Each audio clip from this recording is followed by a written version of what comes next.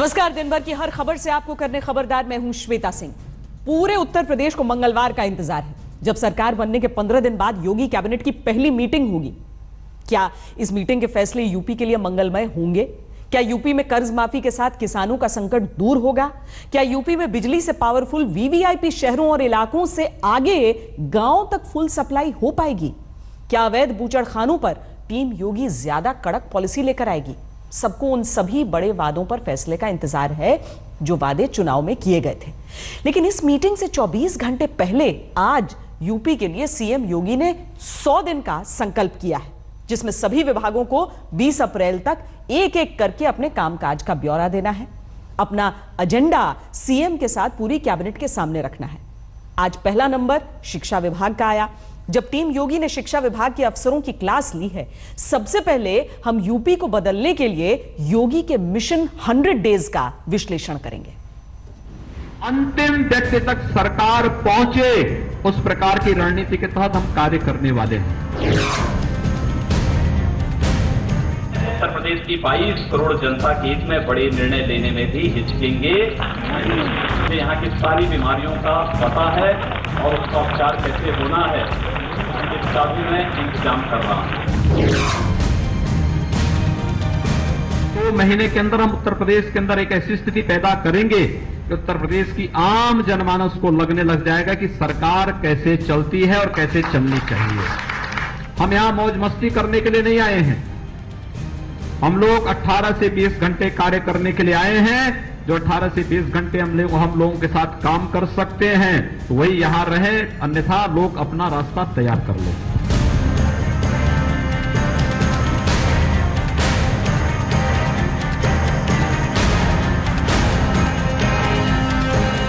आबादी के हिसाब से दुनिया का 5वां बड़ा देश बन जाए, ऐसे उत्तर प्रदेश में सिस्टम को जनता के लिए असल में जैसा चलना चाहिए वैसे ही चलाना किसी के लिए भी इतना आसान नहीं है। इसीलिए सवाल उठता है कि क्या उत्तर प्रदेश में योगी आदित्यनाथ यूपी के उस सिस्टम को ट्रैक पर लाने में सफल हो पाएंगे जिसे 100 दिन में बदलने का संकल्प उन्होंने लिया है। उत्तर प्रदेश में सभी सरकारी विभागों को 100 दिन का समय दिया गया है। 100 दिन में वर्क कल्चर बदल लेने और काम में तेजी लाने को कहा गया है। 100 दिन की डेडलाइन के बाद आगे के काम के लिए 6 महीने का एजेंडा बनेगा। 6 महीने के बाद सभी विभागों को एक साल का टारगेट दिया जाएगा। योगी का संदेश सभी मंत्रियों को है कि वो इसी टारगेट को लेकर सिस्टम को बदलें, जिससे जनता को भी जमीनी स्तर पर एहसास हो कि यूपी में वाकई सरकार बदली है।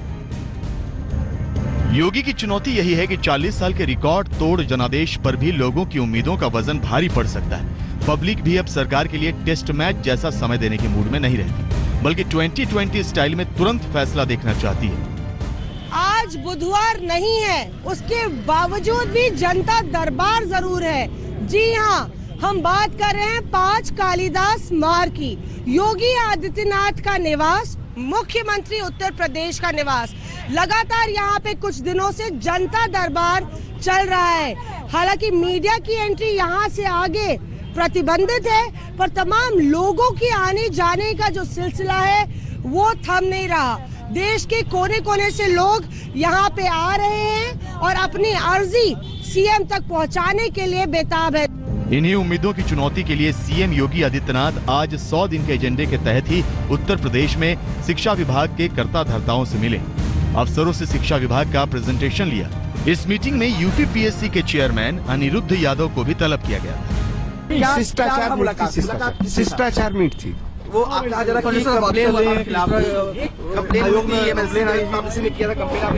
कंप्लेन तो उसमें तो कार्रवाई हुई।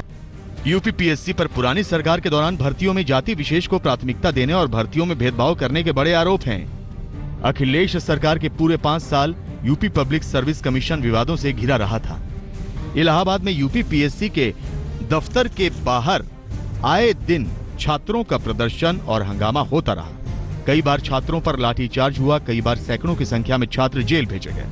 भर्तियों में गड़बड़ी, पेपर लीक, भेदभाव, एक जाति विशेष को प्राथमिकता और भ्रष्टाचार के आरोप लगे थे। यहां तक कि 2015 में यूपी पीएससी के चेयरमैन अनिल यादव को इलाहाबाद हाईकोर्ट ने बर्खास्त कर दिया था, जिसके बाद अखिलेश सरकार ने जाति विशेष के ही अनिरुद्ध यादव को यूपी पीएससी का चेयरमैन बना दिया था। भर्तियों में जाति विशेष को प्राथमिकता देने और भेदभाव करने का मुद्दा बीजेपी ने चुनाव में जोर शोर से उठाया था। होनहार नौजवान भी रह जाता, उसका कारण क्या है? उसका कारण है भ्रष्टाचार, उसका कारण है भाई भतीजावाद, उसका कारण है भर्ती में भी जातिवाद का जहर घोल दिया जाता है।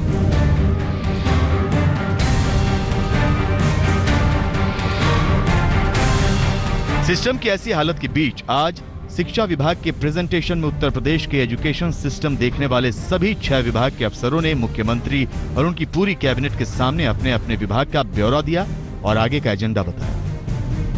इसमें higher education, secondary education, primary education विभाग के साथ प्रोफेशनल एजुकेशन, टेक्निकल एजुकेशन और एग्रीकल्चर एजुकेशन विभाग शामिल थे। जो स्टेप्स ले रहे हैं वो it is very fruitful, it is मतलब it is going to be eventually very fruitful और अच्छा कर रहे हैं वो। पर मुझे लगता है कि हमें समय पे भी थोड़ा सा मतलब हमें बहुत मॉनिटरिंग करने की ज़रूरत है।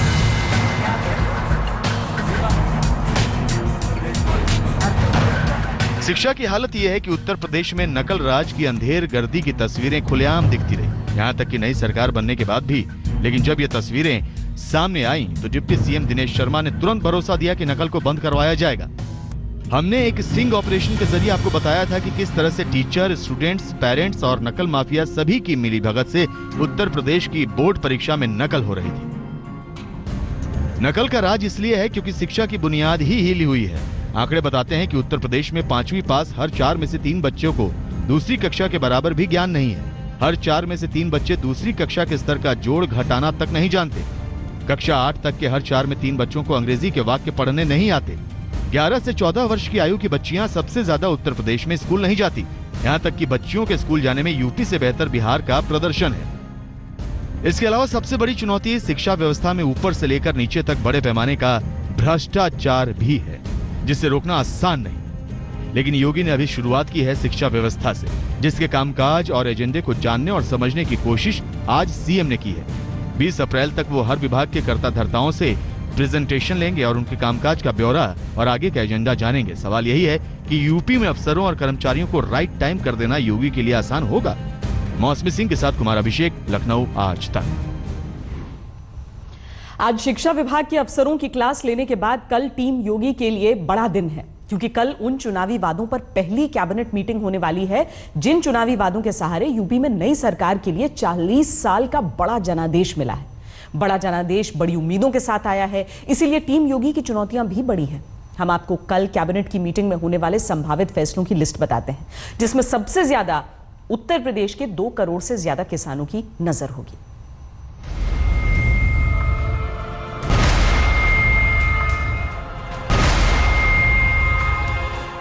सरकार गठित होने के बाद उसकी पहली कैबिनेट की मीटिंग होगी। मैं आपको वादा करता हूं कि पहली मीटिंग में ही किसानों के कर्ज माफी का निर्णय कर लिया जाएगा। इस वादे के लिए उत्तर प्रदेश के किसानों का 15 दिन का इंतजार कल खत्म होने वाला है, क्योंकि जिस पहली कैबिनेट मीटिंग में किसानों की कर्ज माफी का फैसला करने का वादा किया गया था, वो नई सरकार बनने के 15 दिन बाद कल होने वाली है। जिस कैबिनेट मीटिंग में सबसे बड़ा एजेंडा किसानों की कर्ज माफी का ही है।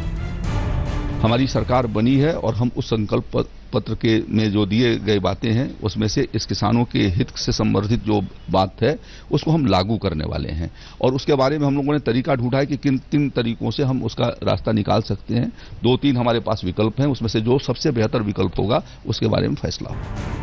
सरकारी आंकड़ों के मुताबिक उत्तर प्रदेश में 2 करोड़ 30 लाख किसानों की फसल हाल के वर्षों में प्राकृतिक आपदाओं में बर्बाद हुई। इसकी वजह से करीब 62,000 करोड़ रुपए का कर्ज चुकाने में किसानों के लिए बहुत मुश्किल हो रहा है। 1 हेक्टेयर यानी करीब 4 बीघे से कम की खेती वाले किसानों के कर्ज को माफ करने का चुनावी वादा किया गया था। यूपी में 92% छोटे किसान हैं, जिन्हें नई सरकार से उसके चुनावी वादे के मुताबिक कर्ज माफी का इंतजार है। अगर में जो है माफ हो जाता है तो हम लोग इससे आगे भी बढ़ेंगे, जो है कि फिर बोझ नहीं रह जाएगा, ब्याज नहीं लगेगा और जो है कि हम लोगों को राहत मिलेगा, अवश्य मिलेगा। बुंदेलखंड के किसानों का 100% कर्ज माफ होना चाहिए, क्योंकि यहाँ के मानक अलग हैं। यहाँ बंजर जमीन है, पथरीला एरिया है। कदम तो अच्छा है, किसानों की राहत तो हो जाएगा कम से कम, जो भरपाई करेंगे उससे तब ठीक है। सिर्फ किसानों की कर्ज माफी ही नहीं, गन्ना किसानों के लिए भी नई सरकार को वो वादे पूरे करने हैं जिनके बारे में चुनाव में बार बार कहा गया था। इसमें गन्ना किसानों को सरकार बनने के 120 दिन के अंदर बकाया रकम का पूरा भुगतान करना, गन्ना किसानों को अब 14 दिन के अंदर मिलों से भुगतान मिल जाना, चौधरी चरण सिंह गन्ना किसान भुगतान आयोग बनाना जैसे वादे शामिल। सर उम्मीद तो सभी कर रहे हैं, देखते हैं ये गवर्नमेंट करती है नहीं, पीछे आने वाली ने तो नहीं करा, अब ये आने वाली करती है नहीं करती है, ये चीज देखने वाली है। काफी बदलाव आएगा जी, लोग कर्जे में दबे हुए आत्महत्या करने के लिए तैयार है, घर परिवार का पालन पोषण नहीं हो पा रहा है। ऐसे में उम्मीद है कल के लिए आस लगाए बैठे हैं जी, देखो करते हैं नहीं करते। सवाल यही है कि मुख्यमंत्री योगी अपनी पहली कैबिनेट मीटिंग में कौन कौन से बड़े फैसले करने वाले हैं, जिनमें किसानों की कर्ज माफी और गन्ना किसानों के भुगतान का वादा तो है। उसके अलावा पहली कैबिनेट मीटिंग में जिला मुख्यालय, ब्लॉक और गांव के लेवल पर बिजली की सप्लाई को सुनिश्चित करना, पुरानी सरकार की योजनाओं के नाम बदलने को लेकर कुछ बड़े फैसले करना, अदालत में सरकार का पक्ष रखने के लिए नए एडवोकेट जनरल के नाम का ऐलान करना, अवैध बूचड़खानों पर एक्शन के लिए नई सरकार की नई नीति और सख्त गाइडलाइंस देना शामिल हो सकता है। योगी सरकार के लिए पहली कैबिनेट मीटिंग किसी बड़ी चुनौती से कम नहीं है। शायद इसीलिए पहली कैबिनेट मीटिंग करने में नई सरकार को 15 दिन लग गए। लेकिन इस कैबिनेट मीटिंग से पहले ही ताबड़तोड़ एक्शन लेने वाले ऑर्डर 15 दिन में होते रहे, जिसमें एंटी रोमियो स्क्वाड से लेकर अवैध बूचड़खानों पर एक्शन, अतिक्रमण हटाने से लेकर फॉरेस्ट माफिया पर एक्शन, जिस पर पिछले 24 घंटे से कार्रवाई हो रही है। इसके अलावा कल बुंदेलखंड के लिए तुरंत पीने के पानी उपलब्ध कराने के लिए 47 करोड़ रुपए का पैकेज जारी करने के फैसले शामिल हैं। लेकिन बड़े फैसलों के लिए यूपी में सभी को कल की योगी कैबिनेट की मीटिंग का बेसब्री से इंतजार है। आज तक ब्यूरो। क्या बिहार के बाद अब उत्तर प्रदेश से भी शराब का नशा उतर जाएगा? ये सवाल इसलिए क्योंकि उत्तर प्रदेश की महिलाओं ने अब अपने कंधों पर शराब मुक्त उत्तर प्रदेश बनाने का ठेका उठा लिया है। दरअसल सुप्रीम कोर्ट के फैसले के बाद उत्तर प्रदेश में हाईवे से हटाए गए शराब के ठेकों का नया ठिकाना रिहायशी कॉलोनियां बन गई हैं।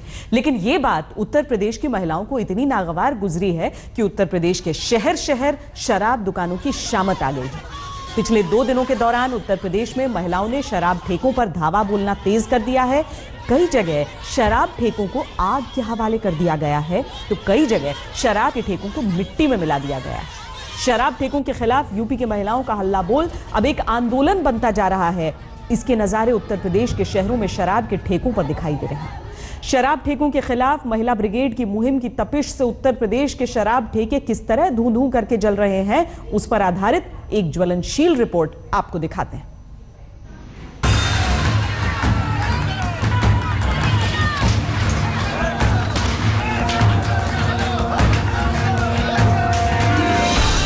दारू का ठेका हमारे गांव में नहीं होना चाहिए। वो लोग पी के जब रहेंगे तो उल्टी सीधी चीजें बोलेंगे।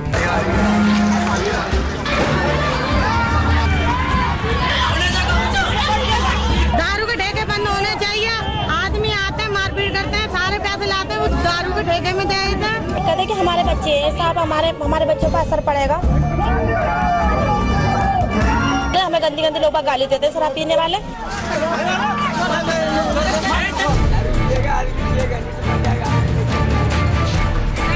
नशे में झूमते शराबी,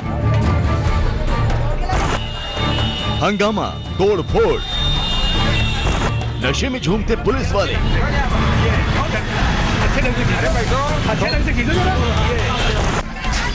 पुलिस से भिड़ती महिलाएं, नशे में धुत शराबी।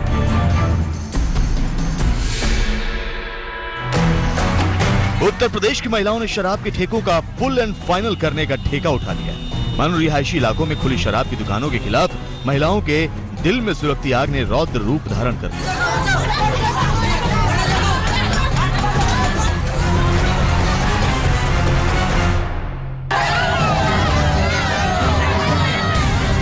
यूपी के शहर एटा में महिलाएं शराब की दुकानों के शटर तोड़ रही हैं, बच्चे टेबल तोड़ रहे हैं, शराब के ठेके लूटे जा रहे हैं, बच्चे नमकीन और चिप्स के पैकेट्स पर झपट्टा मार रहे हैं। पुलिस सब कुछ देखकर भी चुप खड़ी है। इनमें से एक भी महिला नशे में नहीं है। अलबत्ता महिलाओं के दिमाग पर शराब के ठेकों को बंद करवाने का जुनून जरूर सवार है। दारू के ठेके बंद होने चाहिए। आदमी आते हैं, मारपीट करते हैं, सारे पैसे लाते हैं, वो दारू के ठेके में दे देते हैं और बच्चे भूखे रहते हैं, कुछ भी हमें फायदा नहीं होता, बच्चे हमारे बिना पड़े हुए हैं। हापुड़ के मोहल्ला कोटला में तो अंग्रेजी शराब के ठेके को बंद करने की मांग पर महिलाओं ने हाथ में डंडे लेकर पूरी सड़क को जाम कर दिया। ठेके से शराब की बोतलें सड़क पर लाकर फोड़ दी और फिर शराब की दुकान को आग लगा दी, जिसे बुझाने के लिए फायर ब्रिगेड बुलानी पड़ गई। ये ठेका नहीं खुलेगा, ये बंद होना चाहिए, बंद होना चाहिए ठेका, ये ठेका यहाँ खुलना नहीं चाहिए। ये जो दुकानें हैं, ठेके जो हैं यहाँ पे खुल रहे हैं, ये सब बंद कराई जाए।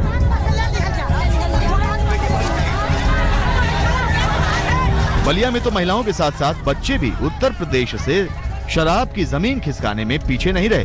भारी हंगामे के बीच पहले तो निर्माणाधीन शराब ठेके की ईंट से ईंट बजाई गई, फिर शराब की दुकान का अंतिम संस्कार भी कर दिया गया। यहाँ हम लोग रहते हैं, हमारे पीछे ये शराब की दुकानें भट्टी खुल रही है। ये मना करने पर मान नहीं रहे हैं, लोग बोल रहे हैं कि हम लोग यहाँ करेंगे, हमारा घर है, हमारा जमीन है तो हम लोग करेंगे। ये बात तो हुई नहीं। आखिर आप लोग के पीछे हम लोग का भी तो परिवार है, हमारी भी तो बस्ती है। हाथरस में तो महिलाओं ने अपने हाथों में ईंट, डंडे और चप्पल लेकर शराब की दुकानों के खिलाफ मोर्चा संभाल लिया, जिनमें घूंघट ओढ़ी महिलाएं भी शामिल थी। मानो शराब की दुकानों को यूपी से मार भगाने का इससे बेहतर वक्त कोई और नहीं हो सकता। मुरादाबाद के गोविंद नगर की बंद पड़ी देसी शराब की दुकान को हमेशा हमेशा के लिए बंद करने की मांग के साथ महिलाएं शराब की दुकान के ताले तोड़ रही हैं। पुलिस महिलाओं को शांत करने की कोशिश कर रही है, लेकिन महिलाएं समझने को तैयार नहीं दिखती। हमारे आदमी खून पसीने कमाई लाते हैं, सुबह शाम तक बच्चों को मारपीट करते हैं घर में और इसमें लाला का घुसते हैं, टिपा नहीं देते हैं। क्वार्टर पीते हैं, पूरे दिन मजे लेते हैं, नहीं कमाते नहीं दमाते, जो कमाते हैं इसमें लाकर घुसते हैं। क्या चाहते हैं वो आप लोग? हम ये चाहते हैं कि हड्डी बंद होगा, नहीं होता है। कानपुर में तो शराब के ठेके बंद करवाने की मुहिम ने आंदोलन का रूप ले लिया है। दिन दिन में 5 ठेकों को महिलाओं ने बंद करवा दिया है। शराब के ठेकों पर पथराव हो रहा है। महिलाओं की अगुवाई में भीड़ ठेकों को तहस नहस करने में जुटी है। अब घर में दारू पी के आदमी जाते, घर में राशन नहीं रखते हैं, बच्चों को नहीं पढ़ा पाते हैं, मैं दारू पी के आते हैं, औरतों को मारते हैं, बच्चों को मारते, लड़ाई दंगा करते, कहते हैं तो मारते हैं। मैं कहीं कहीं से लाठी डंडे से मारते। बताओ कैसे बच्चों को जिलाए, कैसे हम जिले, बताइए। पीलीभीत में जब महिलाओं को पता चला कि हाईवे वाले शराब ठेके का ठिकाना अब अपनी कॉलोनी हो गया है, तो महिलाएं हाथ में झाड़ू बेलन लेकर दुकान पर टूट पड़ी। ईंटों से शराब दुकान की खिड़की तोड़ी गई। लड़कों ने लाते मार मार कर दुकान का दरवाजा तोड़ा। महिलाएं इतने गुस्से में थी कि शराब ठेके के सेल्समैन को अपनी जान बचानी भारी पड़ गई।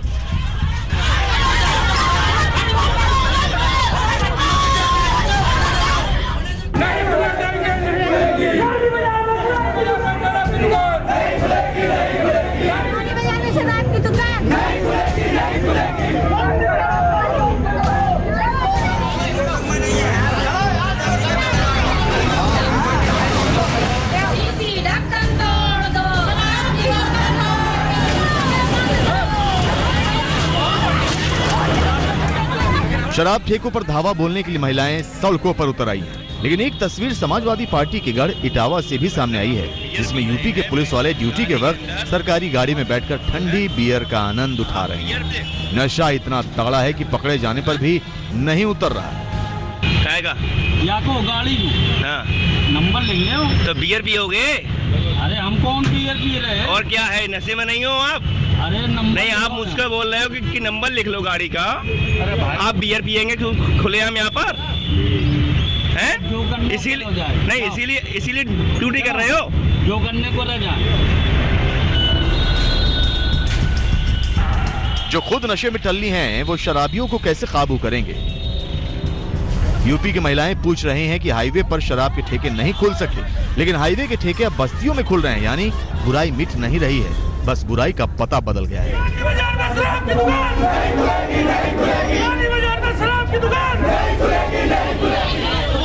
आज तक ब्यूरो।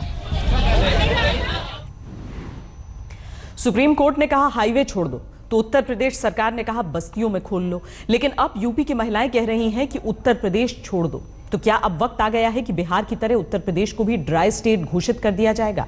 क्योंकि अगर हाईवे पर शराब के ठेके खुलना गलत है, तो गली मोहल्लों में शराब के ठेके कौन सा और किसका उपकार कर रहे हैं? इसी तर्क के साथ उत्तर प्रदेश की महिलाएं यूपी शराब मुक्त करने की मांग कर रही हैं। लेकिन यूपी की योगी सरकार के लिए उत्तर प्रदेश को शराब मुक्त करने की हिम्मत जुटाना आसान नहीं होगा, क्योंकि शराब से कमाई का नशा भी उतना ही गहरा होता है जितना शराब का नशा। सवाल यह है कि क्या उत्तर प्रदेश सरकार शराब की बिक्री से होने वाली कमाई को गंवाने के लिए तैयार है, जो यूपी के कुल राजस्व का 19.25% है, जो वाणिज्य कर के बाद सरकार की कमाई का सबसे बड़ा जरिया है।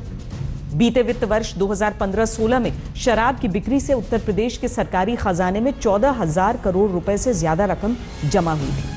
इस वर्ष उत्तर प्रदेश के आबकारी विभाग ने शराब की बिक्री से 19,250 करोड़ रुपए का राजस्व हासिल करने का टारगेट सेट किया है। इसे हासिल करने के लिए उत्तर प्रदेश ने मौजूदा वित्त वर्ष में शराब के दामों में 25% की कमी की है। उत्तर प्रदेश में शराब को बढ़ावा देने के लिए सरकार की नीतियों का असर यह हुआ है कि साल 2005 में उत्तर प्रदेश को शराब बिक्री से जो कमाई 3,088 करोड़ रुपए थी, वो 2016 में बढ़कर 14,025 करोड़ रुपए हो गई। जाहिर है, जो शराब सरकार के लिए सोने का अंडा देने वाली मुर्गी के समान हो, उसे बैन करके किसी सरकार के लिए अपनी तिजोरी को ड्राई करना आसान नहीं होता। वैसे भी शराब मुक्ति केंद्रों की तरह शराब से होने वाले मुनाफे का मोह छुड़ाने वाले किसी इलाज को ढूंढने में अभी तक मेडिकल जगत को कामयाबी नहीं मिली है। महात्मा गांधी ने कहा था कि अगर मैं एक दिन के लिए तानाशाह बन जाऊं तो बिना मुआवजा दिए शराब की दुकानों और कारखानों को बंद करवा दूंगा। जाहिर है, महात्मा गांधी ने यह बात अपने पूरे होशो हवास में कही होगी, यानी गांधी जी को भी पता था कि भारत को शराब से मुक्ति दिलाना देश को अंग्रेजों से मुक्ति दिलाने से ज्यादा कठिन काम था।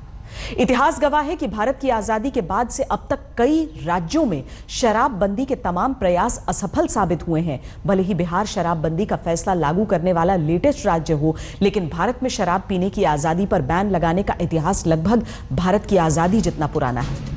आजादी के बाद जब महाराष्ट्र और गुजरात राज्य अस्तित्व में नहीं आए थे, तब देश में पहली बार अप्रैल 1950 में मुंबई स्टेट में शराबबंदी लागू हुई थी, जिसे बाद में खत्म कर दिया गया।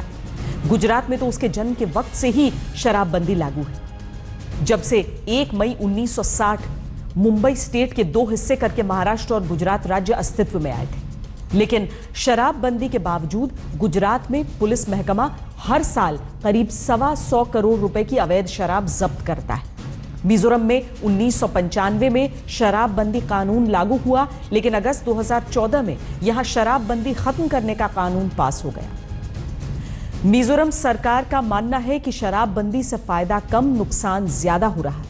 मिजोरम की तरह नागालैंड में भी राज्य सरकार शराबबंदी की समीक्षा कर रही है, जहां साल 1989 से पूर्ण शराबबंदी लागू है।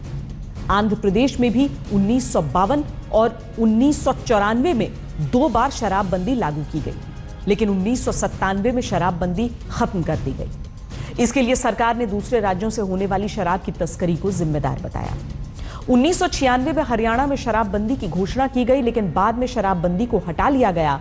और ऐसा नहीं है कि बिहार में पहली बार नीतीश सरकार ने शराबबंदी कानून लागू किया है। 1977 में भी बिहार में शराबबंदी लागू हुई थी, जो ज्यादा वक्त नहीं चल पाई थी। देश में शराब की सबसे ज्यादा खपत वाले राज्य केरल में भी सरकार ने 2014 में चरणबद्ध तरीके से शराबबंदी करने का फैसला किया है। हालांकि इस फैसले से केरल के पर्यटन उद्योग पर गलत असर पड़ने की आशंका जताई जा रही है, जिससे केरल सरकार भी चिंतित है। हम ये नहीं कह रहे कि शराबबंदी कोई बुरी चीज है, हमारा बस यही कहना है कि शराबबंदी करने का फैसला लेना जितना आसान है, शराबबंदी को लागू करना उतना ही मुश्किल।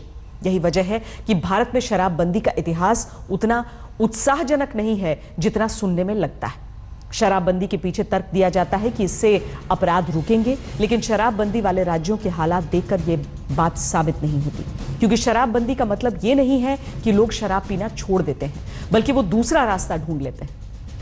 यही वजह है कि शराबबंदी वाले राज्यों में अवैध शराब की तस्करी बढ़ने के उदाहरण ही सामने आते हैं। शराब की वजह से अपराध बढ़ने का तर्क देकर अमेरिका में भी 1920 से 1933 के बीच शराबबंदी की गई थी, लेकिन इस दौरान अमेरिका में अपराध और बढ़ गए। ग्लोबल स्तर पर कहीं भी शराबबंदी के पूरी तरह सफल होने का कोई मॉडल सामने नहीं आया है। शराबबंदी का एक मतलब तो यह है कि शराब बिकनी बंद हो जाए, और शराबबंदी का दूसरा मतलब यह भी है कि लोगों को शराब पीने से रोका जाए। इस मामले में सिंगापुर अच्छा उदाहरण है, जहां लोगों को सिगरेट पीने से रोकने के लिए सिगरेट की बिक्री बंद नहीं की गई, बल्कि सिगरेट की कीमतें इतनी ज्यादा कर दी गई कि लोग सिगरेट पीना छोड़ दें। सिंगापुर का यह मॉडल देशव्यापी शराबबंदी की दिशा में एक बड़ा और कारगर कदम साबित हो सकता है और इससे सरकारी खजाने में आने वाला पैसा देश के विकास में खर्च किया जा सकता है और इस तरह सरकार एक तीर से दो निशाने लगा सकती है। गुजरात में इन दिनों दो चीजों की खूब चर्चा हो रही है, एक तो इस साल के अंत में होने वाले विधानसभा चुनाव और दूसरे गुजरात में गो हत्या रोकने के लिए बना देश का सबसे कठोर कानून। इन दोनों ही मुद्दों पर गुजरात के मुख्यमंत्री विजय रूपाणी से आज तक ने खास बातचीत की है, जिसमें गुजरात के मुख्यमंत्री ने बेबाकी के साथ जवाब दिए हैं। गुजरात के सीएम के साथ आज तक के एक्सक्लूसिव इंटरव्यू का एक छोटा सा अंश हम आपको सुनाते हैं। गुजरात में इस साल चुनाव होने हैं और गुजरात विधानसभा में गौ सुरक्षा को लेकर कड़े से कड़े कानून को बनाया गया है। इसी पर बातचीत करने के लिए हमारे साथ मौजूद है गुजरात के मुख्यमंत्री विजय रूपाणी। विजय भाई, आज तक में आपका स्वागत है। Thank you. विजय भाई, गौ हत्या को लेकर जो बिल बनाया गया है देश का सबसे कड़ा कानून है, लेकिन कांग्रेस कह रही है ये चुनाव है और चुनाव की वजह से इस तरीके के बिल लाए गए हैं। पहले तो कांग्रेस इतने सालों तक उन्होंने शासन किया, बहुत सारे गौ हत्या प्रतिबंध के लिए पुराने भी आंदोलन हुए, बार बार मांगे उठती रही, लेकिन कांग्रेस के वक्त वोट बैंक की राजनीति के कारण ये कभी भी एड्रेस ही नहीं हुआ। बाद में मोदी जी मुख्यमंत्री बने और मोदी जी ने सुप्रीम कोर्ट में गौवंश हत्या बंदी गुजरात में हो, वो उन्होंने सुप्रीम कोर्ट में फाइट किया। फुल बेंच के सामने ये केस चला और 2011 के बाद ये हमें वहां से सुप्रीम कोर्ट ने चुकादा दिया और फिर गौ हत्या प्रतिबंध का नाम से ये कानून स्थायी रहा। क्या इस बार चुनाव में हमें मोदी के साथ साथ योगी भी देखने मिलेंगे चुनाव प्रचार में? देखिए, हर वक्त जो स्टेट में चुनाव रहते हैं उसमें पहले भी 2007, 12 में भी, 14 में भी अलग अलग स्टेट के मुख्यमंत्री चुनाव के प्रचार में स्टार प्रचारक रहते हैं। इस बार योगी जी मुख्यमंत्री है तो वो भी आएंगे, जरूर आएंगे और उनके भी रैलियां करेंगे हम। खबरदार में आज के लिए इतना ही। देश और दुनिया की बाकी खबरों के लिए आप देखते रहिए आज तक।